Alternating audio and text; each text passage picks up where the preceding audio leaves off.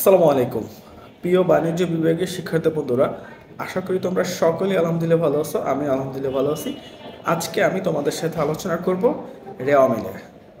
রেওয়া মিলে কোন কোন দফা অন্তর্ভুক্ত হয় না। প্রিয় শিক্ষার্থী বন্ধুরা, এক্ষেত্রে আমরা একটা নোট মনে রাখবো। নোটটা হচ্ছে যে রেওয়া মিলে সকল প্রকার প্রারম্ভিক উদ্ধৃত অন্তর্ভুক্ত হয় না, তবে প্রারম্ভিক মজুদ পণ্য রেওয়া মিলে অন্তর্ভুক্ত হয়।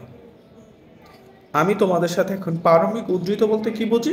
প্রারম্ভিক তোমরা জানো যে 1 তারিখে যে ব্যবসা শুরু করে যে উদ্ধৃত থাকে সেটা, যেমন প্রারম্ভিক হাতে নগদ, প্রারম্ভিক নগদ তহবিল, প্রারম্ভিক ব্যাংক জমা, প্রারম্ভিক ঋণ, প্রারম্ভিক বিনিয়োগ, প্রারম্ভিক প্রাপ্য হিসাব, প্রারম্ভিক প্রদায় হিসাব ইত্যাদি।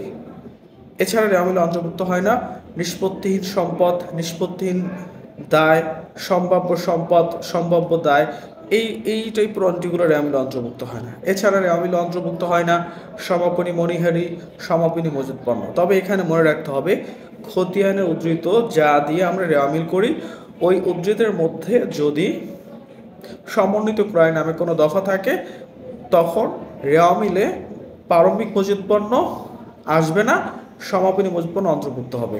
সো প্রিয় শিক্ষার্থী বন্ধুরা, আশা করি বুঝতে পারছো। ধন্যবাদ সবাইকে।